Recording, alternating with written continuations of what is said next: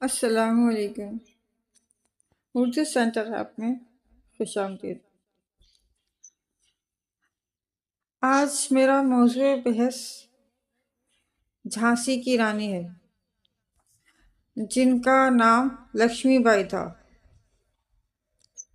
لکشمی بائی جھانسی ریاست کی ملکہ اور آخری حکمران جس نے 21 نومبر 1853 عیسوی سے 18 جون 1858 تک حکومت کی۔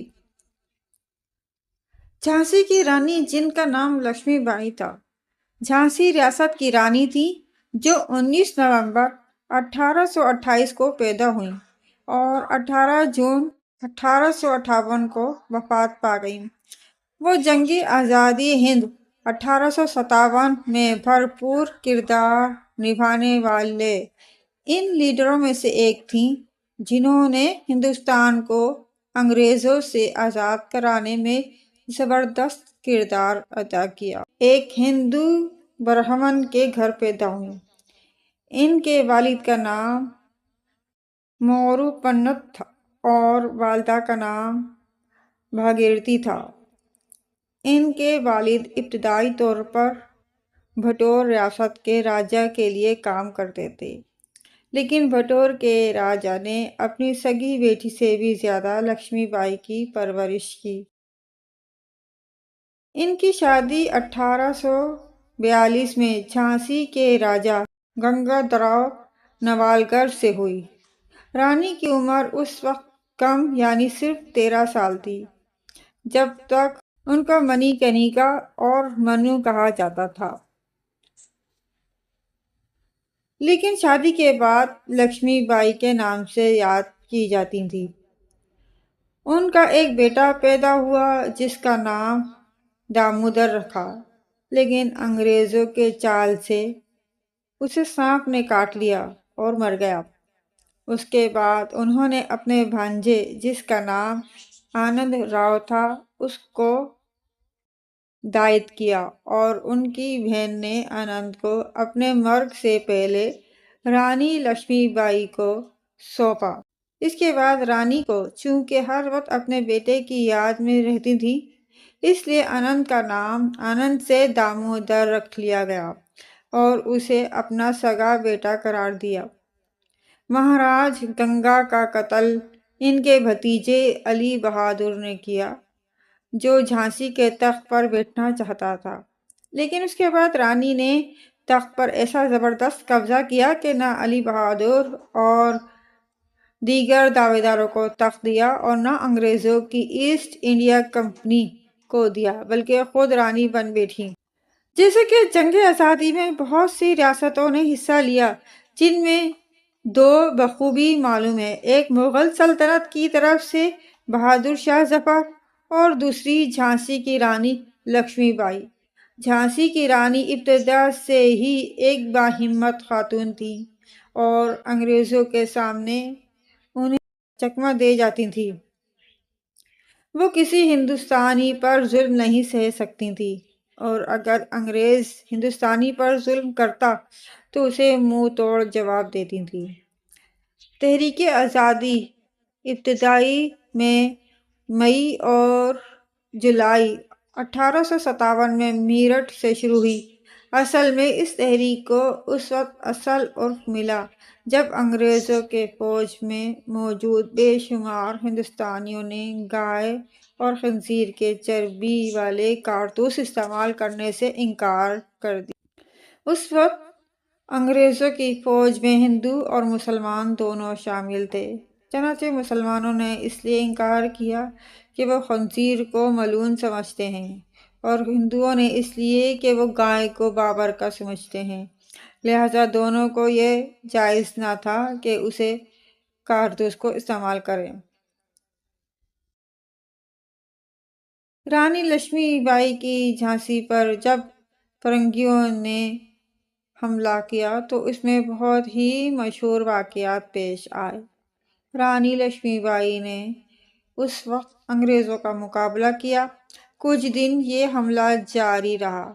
اس کے بعد راؤ دلہا جو نام کا وزیر تھا، رانی لکشمی بائی کا۔ اس کو رانی نے ایک دوار قلعے کا بڑا گیٹ پر کھڑا کیا اور اسے یہ ذمہ داری دی گئی کہ اس دوار کا حفاظت کرے، مگر وہ نمک حرامی کر بیٹھا اور انگریزوں کا ساتھ دیا۔ اس دوار کے آس پاس کے تمام فوجیوں کو قلعے کے دوسری طرف بھیجا اور دوار انگریزوں کے لیے کھولنے لگا۔ اس وقت رانی کے ایک وفادار اور بچپن کی باندھی کاشی نے اسے دوار کھولنے سے روکا تو اسے بھی قتل کر دیا۔ جھانسی کی رانی کو پتہ چلا تو وہ فوراً اس دوار کی طرف بھاگ پڑی انگریزوں کو روکنے، مگر تب تک انگریز داخل ہو چکے تھے۔ رانی کے افواج نے انگریزوں کا مقابلہ کیا، مگر انگریزی فوج رانی کے فوج سے 20 گنا سے بھی زیادہ تھی، اس لیے اس میں رانی کے پاس بھاگ نکلنے کے علاوہ اور کوئی راہ نہ بچ سکی اور مجبوراً رانی محل سے جانے لگی۔ اس وقت انگریزوں نے انہیں پوری طور پر گھیر لیا تھا، لیکن رانی ایک جاں باز عورت تھی۔ وہ محل کے انتہائی بلند ترین مقام سے گھوڑے پر سوار چھلانگ لگا دی اور بھاگ نکلی۔ اس کے بعد کچھ دنوں میں رانی نے انگریزوں پر ایک زبردست حملہ کیا اور جھانسی واپس چھین لی۔ پھر رانی در بدر جا جا کر لوگوں میں انگریزوں کے خلاف آگ پھیلاتی رہی اور اس طرح آخرکار جنگ آزادی ہند 1857 درپیش ہوا، جس میں رانی اور ان کے افواج اور کئی ریاستوں نے حصہ لیا۔ جنگ آزادی کی تحریک جاری تھی تو رانی نے بھی انگریزوں کا سامنا کیا۔ جنگ کے دوران بے شمار انگریزوں کو موت کی گھاٹ اتارا گیا۔ اس کے بعد اچانک کسی فوجی نے میدان جنگ میں رانی پر تلوار سے وار کیا، جس کے نتیجے میں وہ زخمی ہوئی اور وہ میدان سے ایک بیابان جگہ گئیں۔ کہا جاتا ہے کہ وہاں رانی نے ایک بزرگ کو دیکھا اور ان سے کہا کہ وہ لکشمی بائی کو اس طرح جلائیں کہ ان کا جسم موت کے بعد بھی انگریزوں کے ہاتھ نہ آئے، جیسا کہ زندگی میں کبھی انگریزوں کے ہاتھ نہ آئی۔ اس فقیر نے رانی کو جلایا اور کسی کو خبر بھی نہ ہوئی کہ رانی کا جسم کہاں گیا۔ وہ اس کام سے انگریزوں کو یہ پیغام دینا چاہتی تھی کہ انگریز نہ تو رانی کو زندگی میں پکڑ سکے اور نہ موت کے بعد۔ انگریزوں کی طرف سے کیپٹن روڈرک برگس پہلے ایسے شخص تھے جنہوں نے جھانسی کی رانی لکشمی بائی کو اپنی آنکھوں سے جنگ کے میدان میں لڑتے ہوئے دیکھا تھا۔ انہوں نے گھوڑے کی لگام اپنے دانتوں سے دبا رکھی تھی اور دونوں ہاتھوں سے تلوار چلا رہی تھی اور ایک ساتھ دونوں طرف وار کر رہی تھی۔ ان سے پہلے ایک دوسرے انگریز جان لینگ کو رانی لکشمی بائی کو نزدیک سے دیکھنے کا موقع ملا تھا، لیکن میدان جنگ میں نہیں۔ انہوں نے انہیں ان کی حویلی میں دیکھا تھا۔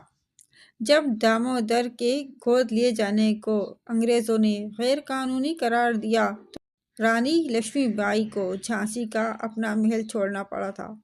انہوں نے 3 منزلہ معمولی عمارت رانی محل میں بنا لی تھی۔ بہرحال کیپٹن روڈرک برگس نے فیصلہ کیا کہ وہ آگے بڑھ کر خود ہی رانی پر وار کرنے کی کوشش کریں گے، لیکن جب وہ ایسا کرنا چاہتے تو رانی کے گھڑ سوار انہیں گھیر کر ان پر حملہ کر دیتے۔ ان کی کوشش یہی تھی کہ وہ ان کی توجہ دوسری جانب کر دیں۔ کچھ لوگوں کو زخمی اور قتل کرنے کے بعد روڈرک نے اپنے گھوڑے کو ایڑ لگائی اور رانی کی طرف بڑھنے لگے۔ اسی وقت روڈرک کے پیچھے سے اچانک جنرل روس کی انتہائی ماہر اونٹ یونٹ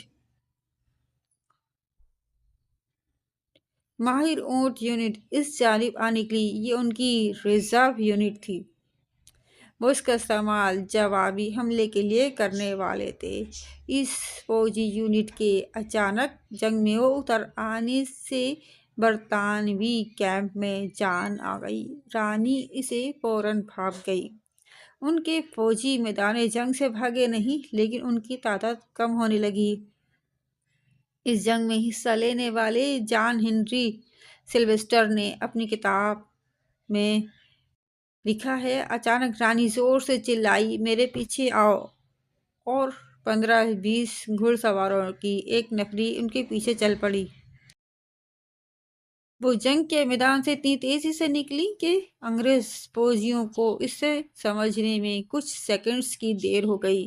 اچانک روڈرک نے اپنے ساتھیوں سے چلا کر کہا، "that's the Rani of Jhansi, catch her". Rani اور ان کے ساتھی ابھی ایک میل ہی پہنچے تھے کہ کیپٹن برگس کے فوجی ان کے سر پر آ پہنچے۔ یہ جگہ کوٹہ کی سرائے تھی۔ لڑائی نئے سرے سے شروع ہوئی۔ رانی کے ایک فوجی کے مقابلے میں اوسطاً 2 برطانوی فوجی لڑ رہے تھے۔ اچانک رانی کو اپنے بائیں سینے کی جانب درد محسوس ہوا، جیسے کہ کسی سانپ نے کاٹ لیا ہو۔ ایک انگریز سپاہی جسے وہ دیکھ نہ سکی تھی، اس نے ان کے سینے میں سنگینیں اتار دی تھیں۔ وہ مڑی اور حملہ آور پر اپنی تلوار سے ٹوٹ پڑی۔ رانی کی چوٹ بہت گہری نہیں تھی، لیکن خون تیزی سے نکل رہا تھا۔ اچانک گھوڑے پر دوڑتے ہوئے ان کے سامنے پانی کا چشمہ آ گیا۔ انہوں نے سوچا کہ اگر وہ چھلانگ لگا کر آبشار کے پار ہو جائیں تو کوئی انہیں پکڑ نہیں سکے گا۔ انہوں نے گھوڑے کو ایڑ لگائی، لیکن گھوڑا چھلانگ لگانے کے بجائے اتنی تیزی سے رکا کہ وہ اس کی گردن تک سرک کر پہنچ گئی۔ انہوں نے دوبارہ ایڑ لگائی، لیکن گھوڑے نے 1 انچ بھی آگے بڑھنے سے انکار کر دیا۔ اس وقت انہوں نے اپنے کمر میں درد محسوس کیا۔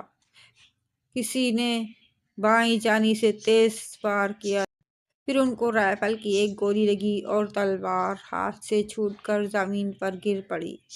انہوں نے اسی ہاتھ سے کمر سے نکلنے والے خون کو روکنے کی کوشش کی۔ اس وقت تک ایک انگریز رانی کے گھوڑے کے پاس پہنچ چکا تھا۔ اس نے رانی پر وار کرنے کے لیے اپنی تلوار اوپر اٹھائی۔ رانی نے بھی اس کا وار روکنے کے لیے دائیں ہاتھ والی اپنی تلوار اوپر کی۔ اس انگریز کی تلوار ان کے سر پر اتنی قوت سے پڑی کہ ان کا سر پھٹ گیا اور وہ اس سے بہنے والے خون سے تقریباً اندھی ہو گئیں۔ اس حال میں رانی نے اپنی پوری قوت سے اس انگریز پر تلوار چلائی، جو صرف اس کے کندھے کو ہی زخمی کر پائی۔ رانی گھوڑے سے نیچے گر پڑی۔ اس کے بعد ان کے فوجیوں میں سے ایک نے اپنے گھوڑے سے اتر کر انہیں گود میں لے لیا اور انہیں قریبی مندر میں لے گیا۔ رانی اس وقت تک زندہ تھیں۔ مندر کے پادری نے ان کے خشک ہونٹوں کو ایک بوتل میں رکھے گنگا جل سے تر کیا۔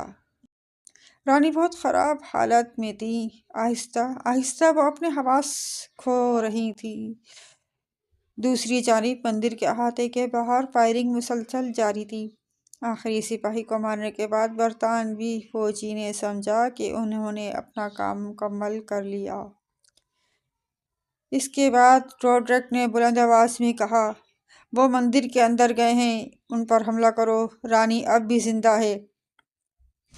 دوسری طرف پجاریوں نے رانی کے لیے آخری لمحات دعائیں شروع کر دیں۔ رانی کی ایک آنکھ انگریزی فوج کی کٹار کے زخم سے بند تھی۔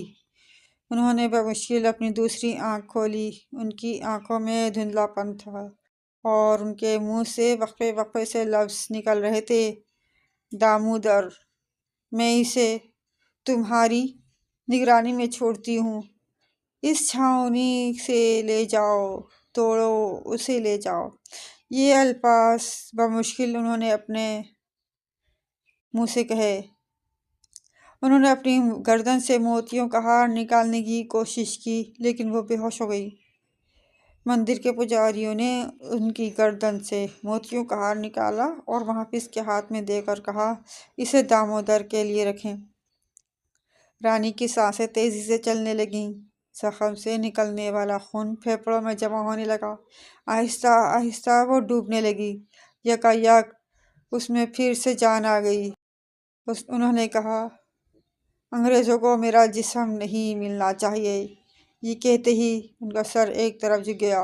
ان کی سانس ایک بار پھر تیز ہوئی اور پھر سب پرسکون ہو گیا۔ جھانسی کی رانی لکشمی بائی کی روح پرواز کر چکی تھی۔ رانی کے چند محافظوں نے فوراً لکڑیاں جمع کی اور رانی کے جسم کو اس پر رکھ کر آگ لگا دی۔ ان کے گرد رائفل چلنے کی آوازیں بڑھتی جا رہی تھیں۔ مندر کے باہر اب تک سینکڑوں برطانوی فوجی جمع ہو چکے تھے۔ مندر کے اندر سے انگریزوں پر صرف 3 رائفلیں گولیاں برسا رہی تھیں۔ پہلے ایک رائفل خاموش ہوئی، پھر دوسری اور پھر تیسری بھی خاموش ہو گئی۔ جب انگریز مندر میں داخل ہوئے تو وہاں سے کوئی آواز نہیں آ رہی تھی، سب کچھ پرسکون تھا۔ سب سے پہلے روڈرک برگس اندر داخل ہوا۔ وہاں رانی کے کئی درجن سپاہیوں اور مندر کے پجاریوں کی خون میں سنی لاشیں پڑی ہوئی تھیں۔ کوئی بھی زندہ نہیں تھا، لیکن صرف ایک لاش کی تلاش جاری تھی۔ اسی وقت ان کی نظر ایک چتا یعنی لاش کو جلانے والی آگ پر پڑی، جس کی لپٹ اب منڈھپ پڑ چکی تھی۔ انہوں نے اپنے بوٹ سے اسے بجھانے کی کوشش کی، پھر انہیں جلتے ہوئے انسانی جسم کے باقیات نظر آئے۔ رانی کی ہڈیاں تقریباً راکھ ہو چکی تھیں۔ اس جنگ میں شریک کیپٹن کلیمنٹ باکر آخری لمحات کو بیان کرتے ہوئے لکھتے ہیں، مزاحمت ختم ہو چکی تھی۔ صرف چند فوجیوں سے گھری اور ہتھیاروں سے لیس ایک عورت اپنے فوجیوں میں جان پھونکنے کی کوشش کر رہی تھی۔ بار بار وہ اشاروں اور بلند آوازوں سے اپنے شکست سے دوچار سپاہیوں کی حوصلہ افزائی کر رہی تھی، لیکن اس کا کوئی خاص اثر نہیں ہو رہا تھا۔ تھوڑی ہی دیر میں ہم نے اس عورت پر بھی قابو حاصل کر لیا۔ ہمارے ایک فوجی کے خنجر کا تیز وار اس کے سر پر پڑا اور سب کچھ ختم ہو گیا۔ بعد میں پتہ چلا کہ وہ عورت اور کوئی نہیں، خود جھانسی کی رانی لکشمی بائی تھی۔